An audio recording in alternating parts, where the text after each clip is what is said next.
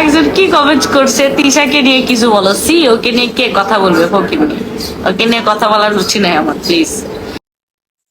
মাঝে মাঝে এই ভেবলিও কিন্তু আয়সা দারুণ দারুণ কথা বলে। এই যে বললো না, সি ওকে নিয়ে কে কথা বলবে ফকিন্নি। আমাদের প্রত্যেকটা মানুষের লাইফেই দেখবেন এরকম একটা দুইটা ফকিন্নি কিন্তু থাকে, যারা মনে করে আমরা তাদেরকে নিয়ে কথা বলবো, তাদেরকে নিয়ে আমরা ফেসবুকে কোনো পোস্ট করব, বা সে একটা কিছু করলে সেটাকে আমরা এর কাছে ওর কাছে বলবো। ট্রাস্ট মি, এগুলা না মানে তাকাইও না, আমরা এগুলা দেখিও না। আমার জীবনে এরকম একটা দুইটা ফকিন্নি আছে, যে সমস্ত ফকিন্নিরা মনে করে যে আমি এদেরকে নিয়ে কথা বলি।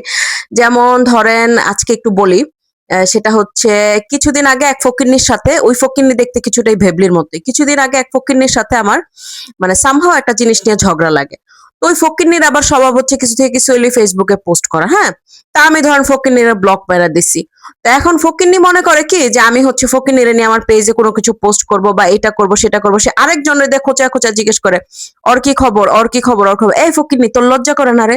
হ্যাঁ, তোর লজ্জা করে না? নির্লজ্জ।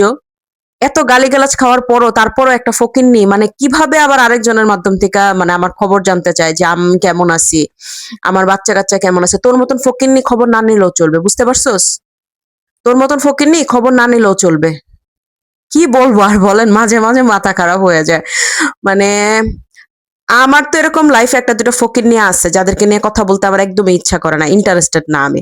আপনাদের লাইফেও কিরকম একটা দুটো ফকিন্নি আছে? থাকলে অবশ্যই কমেন্টস করেন, কমেন্টস করে জানান যে হ্যাঁ ফকিন্নি আছে। শুধুমাত্র ওই ফকিন্নির নামের প্রথম অক্ষরটা দিয়ে আছে, তাইলেই আমরা বুঝে যাব।